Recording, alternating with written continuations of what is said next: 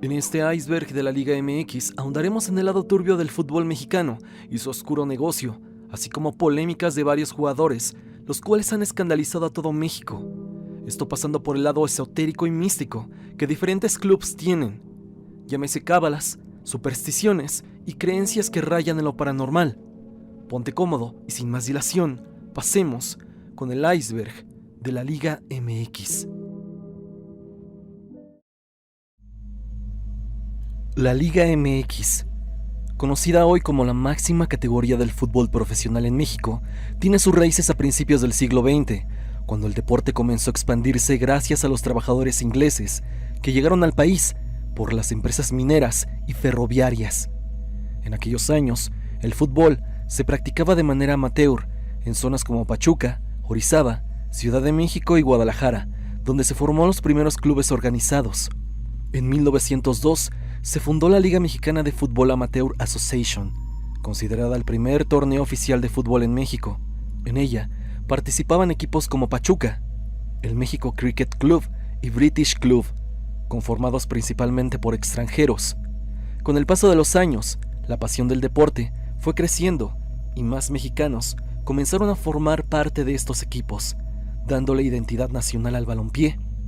El fútbol mexicano vivió una gran transformación en 1943, cuando los clubes decidieron profesionalizar el torneo. Así nació la Primera División de México, antecedente directo de la actual Liga MX.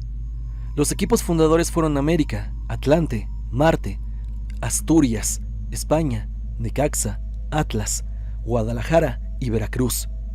Este paso marcó el inicio de una nueva era. Los jugadores comenzaron a recibir salarios y el fútbol empezó a convertirse en un espectáculo de masas. Durante décadas, la Primera División consolidó su estructura, atrajo inversionistas y el número de equipos se amplió. Finalmente, en 2012, la Federación Mexicana de Fútbol decidió modernizar la liga y relanzarla bajo el nuevo nombre de Liga BBVA MX. Este cambio buscaba mejorar la organización, transparencia y proyección internacional del torneo. Hoy, la Liga MX no solo representa una tradición deportiva, sino también un reflejo de la historia y evolución social del país. Su origen humilde, ligado al esfuerzo obrero y la pasión popular, sigue siendo la base del fútbol mexicano actual.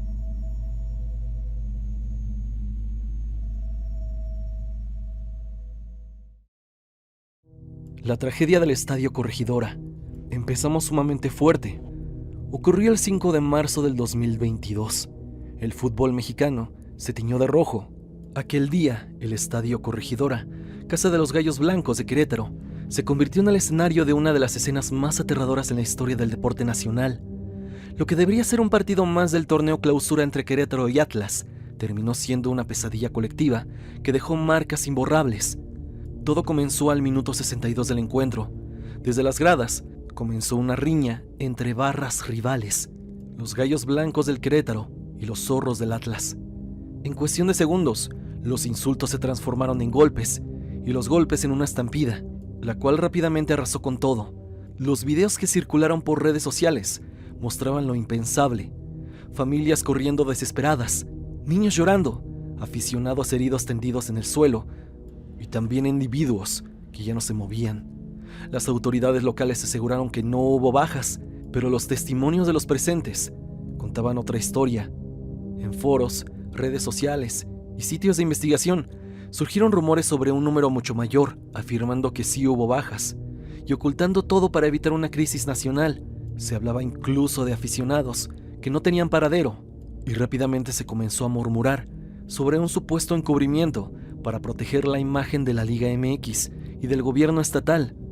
Las imágenes del estadio tras la riña eran escalofriantes: ropa tirada, manchas color escarlata en el suelo y un silencio que lava los huesos. Desde entonces, el Estadio Corregidora ha sido señalado como un lugar maldito. Muchos trabajadores han contado que en noches sin partidos se escuchan gritos y pasos en las gradas vacías, como si las almas de aquella tarde no hubieran podido irse. Este incidente fue por mucho uno de los hechos más macabros ocurridos en el fútbol mexicano en mucho tiempo. El incidente provocó sanciones severas contra Querétaro, veto temporal del estadio, desintegración de las barras y castigos a los directivos. Sin embargo, para muchos mexicanos, las medidas llegaron tarde. La tragedia reveló el lado más oscuro del fútbol mexa: la impunidad y el olvido. Más que una simple pelea, lo de la corregidora fue una muestra del caos que puede esconderse tras un deporte que, en teoría, une a las personas. Aquella tarde de marzo, el fútbol mexicano perdió su inocencia y la sombra del estadio quedó marcada para siempre, dejándolo en uno de los sucesos más turbios de la Liga MX.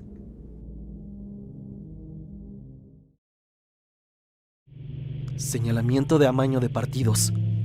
Aunque el fútbol mexicano se presenta como un espectáculo limpio y competitivo, bajo la superficie han surgido rumores persistentes que lo ensombrecen. Los señalamientos de amaños de partidos, un tema que por muchos años ha generado sospechas, denuncias y silencios incómodos dentro de la liga.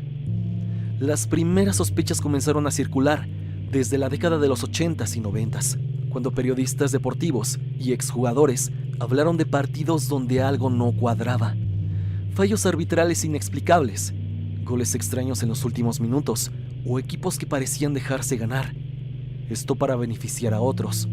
Con el paso del tiempo, estos rumores se volvieron más sólidos, especialmente con el crecimiento de las casas de apuestas y el poder económico que rodea al fútbol profesional.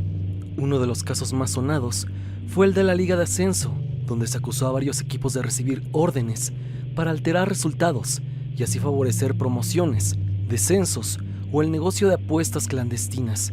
Aunque nunca se comprobó de forma oficial, distintos reportajes independientes han revelado testimonios de jugadores que afirmaron haber sido presionados para bajar el ritmo o provocar penales intencionales. En la Liga MX también ha habido momentos sospechosos, momentos decisivos donde el árbitro ignora faltas evidentes o sanciona con dureza mínima jugadas que cambian el rumbo de campeonatos. Los aficionados lo llaman el guión de la Liga MX, refiriéndose a la sensación de que algunos torneos están escritos antes de jugarse. Hay quienes aseguran que ciertos equipos grandes reciben trato preferencial para mantenerlos competitivos y asegurar la audiencia televisiva, así como a los estadios. Varios periodistas, así como reporteros deportivos, han insinuado la existencia de redes de manipulación vinculadas con apostadores internacionales que operan a través de intermediarios en México. Se cree que algunos partidos de divisiones inferiores han sido intervenidos de manera más descarada, debido a la falta de control, así como que no hay mucha audiencia y la facilidad para corromper a jugadores con bajos salarios. La Federación Mexicana de Fútbol siempre ha negado estos rumores, argumentando la falta de pruebas contundentes. Sin embargo, los escándalos de amaños en ligas como la española, italiana y asiática han dejado claro que este tipo de prácticas sí existen a nivel mundial. En México, el silencio y la falta de investigación solo alimentan el misterio, y aunque no haya confesiones públicas, la duda persiste.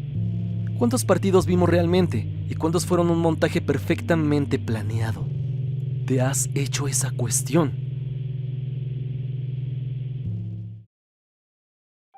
Los equipos tienen mucho que esconder. En el fútbol mexicano, los equipos no solo compiten por títulos y gloria, también por mantener secretos bien enterrados. Detrás de las luces de los estadios, los gritos de la afición y los contratos millonarios, existe un mundo oscuro del que pocas veces se habla. Diversos periodistas y exdirectivos han insinuado que varios clubes de la Liga MX han manipulado cifras, inflado contratos y ocultado transacciones sospechosas. Se habla de jugadores fantasma, de fichajes que nunca se concretaron en la cancha, pero sí en los números, e incluso de triangulación de dinero entre filiales o equipos de segunda división. Exjugadores han confesado que fueron obligados a firmar acuerdos de confidencialidad para no denunciar actos cometidos dentro del vestidor o durante concentraciones. Todo en nombre de la disciplina del club. En la superficie, la Liga MX se vende como pasión y espectáculo, pero en sus niveles más profundos, los rumores apuntan a una red de secretos donde el dinero, las influencias y el miedo dictan las reglas. Tal vez por eso, cada vez que un escándalo amenaza con salir a la luz, todo se apaga de golpe y la afición vuelve a mirar al balón sin imaginar lo que realmente se esconde detrás del uniforme.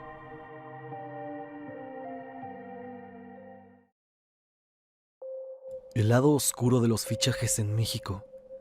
En el mundo del fútbol mexicano, los fichajes son presentados como grandes celebraciones. Claro, si es que llega un buen jugador. Y también se llenan de conferencias y sonrisas ante las cámaras.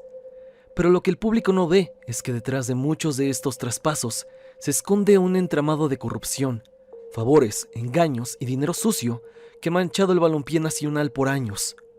Durante décadas, varios periodistas deportivos han denunciado que los fichajes en México no siempre responden al talento o al rendimiento de los jugadores, sino a intereses económicos y políticos. Exdirectivos han confirmado que en múltiples ocasiones, los representantes o promotores colocan futbolistas en clubes gracias a comisiones millonarias que se reparten bajo la mesa entre dirigentes, entrenadores y agentes. Muchos de esos pagos nunca aparecen en los libros contables de los equipos. Otro secreto del que poco se habla es el tráfico de jugadores extranjeros. En distintos periodos, la Federación Mexicana de Fútbol ha detectado la falsificación de documentos y nacionalidades, sobre todo en futbolistas sudamericanos que llegan con papeles alterados para ser registrados como mexicanos naturalizados, y esto les permite liberar plazas de extranjero, una práctica que, aunque sea sancionada, sigue ocurriendo en algunos niveles del fútbol profesional. También existe el fenómeno de los fichajes fantasma, jugadores contratados que nunca pisan el campo, que aparecen en nómina. Se cree que esta táctica ha sido utilizada por algunos clubes para lavar dinero o desviar recursos, especialmente en equipos con vínculos empresariales poco transparentes. El sistema de fichajes también ha sido criticado por la falta de regulación y transparencia. Los contratos suelen incluir cláusulas abusivas y restricciones que impiden a los jugadores cambiar de club libremente, lo que durante años alimentó la llamada cláusula del Pacto de Caballeros. Aunque oficialmente fue eliminada, muchos afirman que aún se aplica de forma oculta en varias instituciones. En resumen, los fichajes en México tienen un lado oscuro que el aficionado común rara vez ve. Detrás de cada firma puede haber algo más que simple transacción deportiva. Intereses políticos, lavado de dinero y manipulación de carreras. Una red silenciosa donde el fútbol, más que pasión, se convierte en negocio y el jugador en una simple moneda de cambio.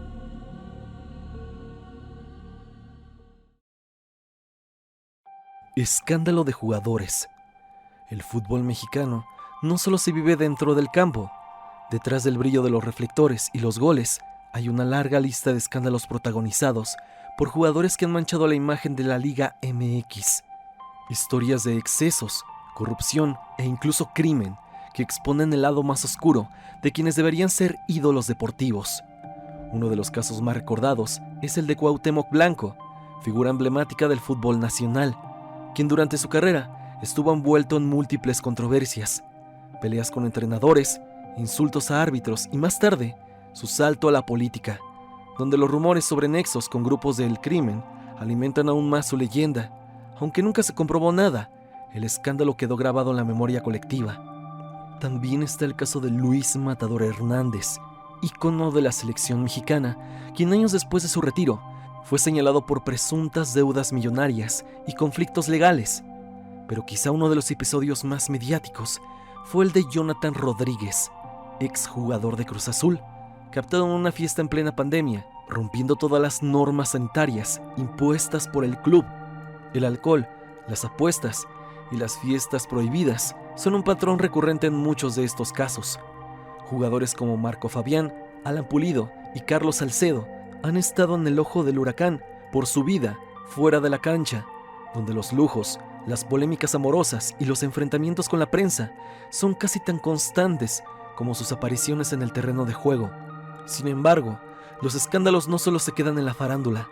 En varias ocasiones, futbolistas han sido investigados por actividad doméstica, digámoslo así, consumo de ciertas cosas o vínculos con el crimen. Algunos incluso han desaparecido del radar mediático tras ser cesados por sus clubes, sin que nunca se sepa del todo qué ocurrió. Uno de los casos más estremecedores y que ha marcado un hito en el fútbol mexicano es el de Omar "El Gato" Ortiz, ex arquero de Monterrey, quien fue detenido por participar en una red donde se privaba de la libertad a personas. un tema que más adelante abordaré con más lujo de detalle. Los escándalos de jugadores son la prueba de que la fama, el dinero y la presión pueden desatar los peores impulsos, aunque también el libertinaje, ya que la libertad de que puedan hacer lo que quieren y caer en muchos excesos. Y aunque cada temporada surgen nuevos héroes, la sombra de la indisciplina y la controversia sigue acechando los vestidores de la Liga MX. Este puesto sin duda nos hace saber de la otra cara del fútbol, más allá de lo deportivo, lo que algunas de sus estrellas pueden llegar a hacer fuera de la cancha. Supuestos cultos y simbologías en clubes. Detrás de la pasión y los cánticos que inundan los estadios de México, hay quienes aseguran que el fútbol profesional guarda secretos mucho más oscuros de lo que el público imagina. Desde hace décadas, circulan rumores sobre clubes de la Liga MX que estarían ligados a símbolos ocultistas, rituales y creencias esotéricas, usados supuestamente para atraer la fortuna o proteger a los equipos de las derrotas. Uno de los rumores más persistentes apunta al uso de amuletos, figuras religiosas y hasta altares ocultos en vestidores. Algunos exjugadores y cuerpos del equipo técnico han confesado bajo anonimato que antes de algunos partidos importantes, ciertos entrenadores pedían dejar ofrendas, velas o figuras específicas dentro del camerino. Algunos lo relacionan con superstición, pero otros hablan de rituales con tintes de brujería.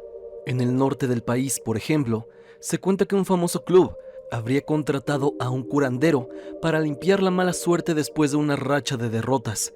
En otro caso, un ex preparador físico de la Liga MX reveló que vio símbolos tallados en los bancos de los vestidores, signos que asemejaban a los del ocultismo europeo. Aunque nunca hubo pruebas sólidas, las imágenes filtradas en foros deportivos alimentaron la teoría de que ciertos equipos creen en fuerzas más allá del deporte. Un dato interesante y sumamente extraño es el que pasa con Xolos, el club tijuanense. Y es que aquí pasa algo curioso. Todos los jugadores son obligados a jugar con tenis rojos. Su dueño y fundador está obsesionado con el número 3 y siempre saluda haciendo la seña de 3. Su estadio tiene una capacidad para 27.333 espectadores y tiene 33 palcos.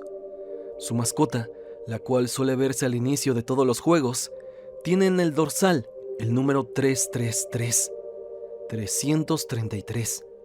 Una cábala por demás curiosa.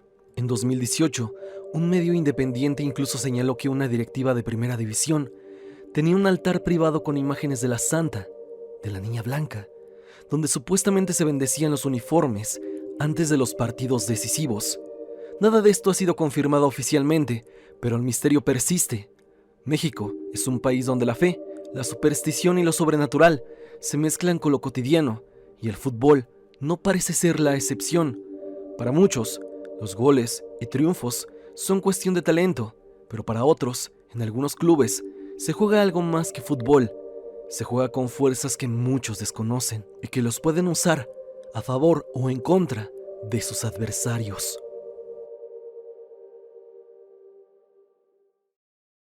La maldición de equipos que ganan o desaparecen.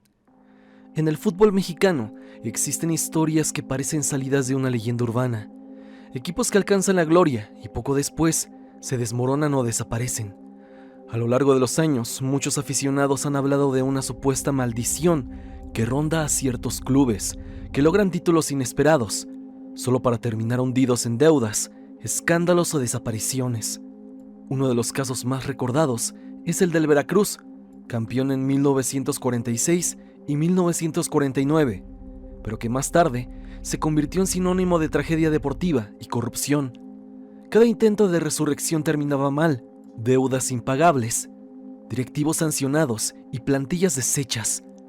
Muchos hinchas creen que el club estaba maldito, condenado a revivir su historia una y otra vez, hasta desaparecer definitivamente en el año 2019.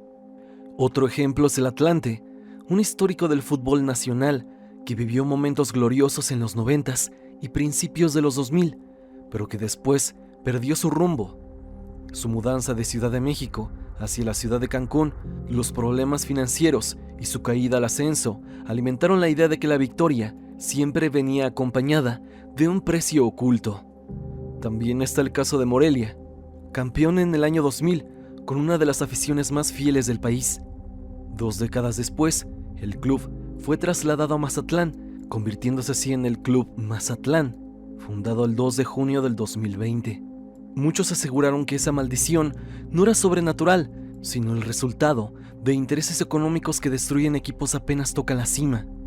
Incluso en divisiones inferiores hay historias similares, equipos que suben, ganan y desaparecen misteriosamente, ya sea por la falta de apoyo, irregularidades administrativas o decisiones arbitrarias. Para algunos, esto demuestra que el éxito en el fútbol mexicano es efímero.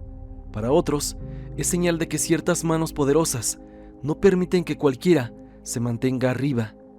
Sea coincidencia, destino o simple mala gestión, la lista de clubes que brillaron y luego cayeron sigue creciendo. En México, el fútbol está lleno de supersticiones y muchos aficionados prefieren creer que hay una fuerza que castiga la ambición, que cobra caro cada título inesperado, porque en esta liga, ganar no siempre es sinónimo de victoria. A veces, levantar la copa puede ser el primer paso hacia la desaparición. Teorías conspirativas en torno al control de árbitros y resultados. Desde hace décadas, entre los pasillos del fútbol mexicano, circulan rumores que ponen en duda la pureza del deporte. ¿Realmente los árbitros deciden por sí mismos o hay alguien detrás moviendo los hilos?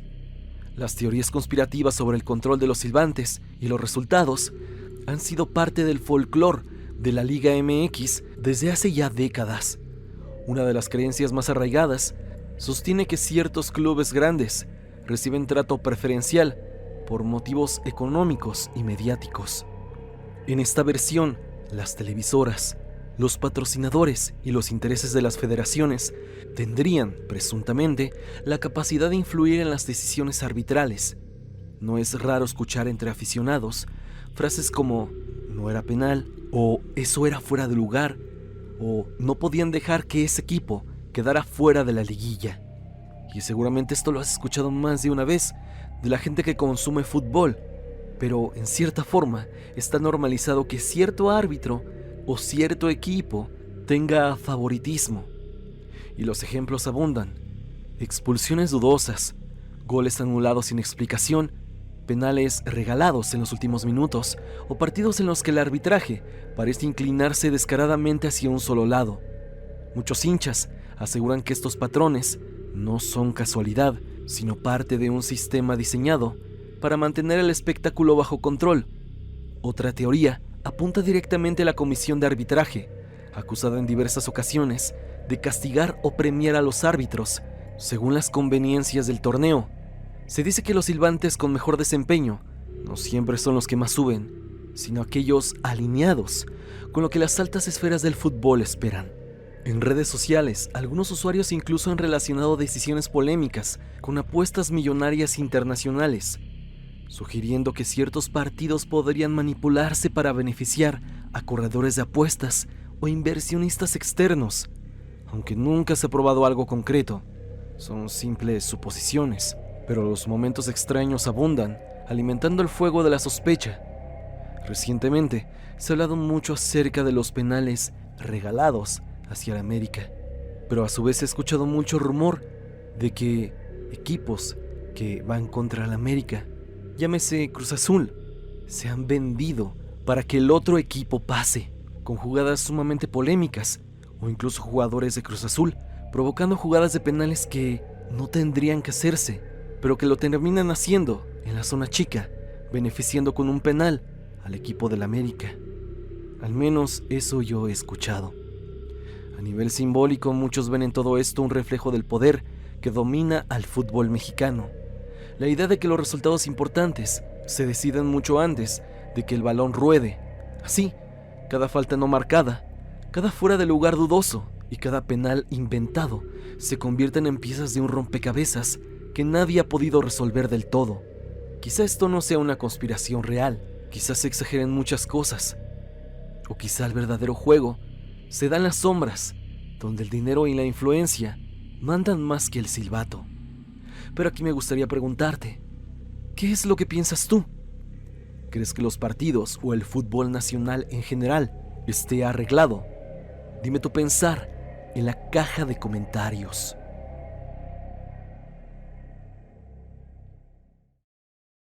El caso de Alfonso Sosa.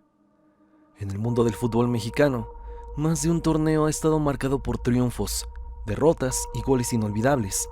Pero según la versión de Alfonso Poncho Sosa, detrás de la apariencia deportiva hay intereses que van mucho más allá de la cancha. En 2019, cuando dirigía al Atlético de San Luis en su reciente ascenso, Sosa denunció que había sido víctima del llamado Cártel del Gol, una red que supuestamente manipula fichajes, resultados, entrenadores y directivos para obtener ganancias económicas al margen del deporte. El caso cobra relevancia al recordar que Sosa ya había llevado al club al ascenso con éxito, y a pesar de eso, fue destituido por la directiva potosina, a pesar de tener un desempeño sumamente aceptable.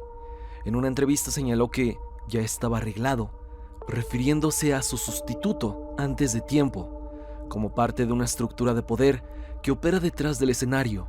Según sus declaraciones, promotores, agentes y personas cercanas al presidente del club habían decidido que su salida era inminente y que su permanencia molestaba al sistema que ya tenía el siguiente entrenador designado. El término del Cártel del Gol fue popularizado por el periodista Amir Ibrahim, quien lo usó para describir la red de promotores y autoridades que presuntamente devoran el fútbol mexicano, inflan contratos, desvían recursos, colocan jugadores y entrenadores y construyen una arquitectura para el control del negocio del balón. En el caso de Sosa, él mismo menciona que jugadores como Ricardo Centurión y Joaquín Lazo llegaron al club con promotores vinculados a aquel sistema, lo que encendió las alarmas sobre manejos oscuros tras bambalinas. Lo que hace temible el relato no es solo la acusación de manipulación deportiva, sino la idea de que un entrenador puede ser desplazado por completo, no por sus resultados, sino por su negativa a aceptar entrar al juego de la corrupción. Los resultados del Atlético San Luis no eran malos, pero su destitución ocurrió justo cuando el equipo encontraba cierta estabilidad. Para muchos, fue claro el indicio de que el problema no era el rendimiento, sino la forma en cómo opera ese presunto círculo de personas que manejan a su antojo el fútbol mexicano. Este caso invita a cuestionar el origen de la competitividad en la Liga MX, levantando preguntas incómodas y sobre todo dejando una sensación de que en este deporte ya nada es limpio, nada es legal, todo está milimétricamente controlado y eso sin dudas causa mucha incertidumbre. En última instancia, el caso de Alfonso Sosa ocupa un lugar dentro de la parte más oculta del iceberg del fútbol mexicano. Lo que el aficionado ve en la tele es apenas la punta. Bajo el reflejo del césped se mueve una maquinaria de poder económico, relaciones con promotoras y omisiones de instituciones que dejan a un lado la competitividad y el valor del deporte y ponen por delante los negocios. Eso que hoy por hoy define al fútbol nacional.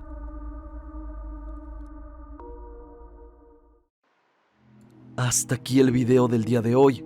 Espero que te haya gustado. Ya hemos visto el iceberg de la Liga MX.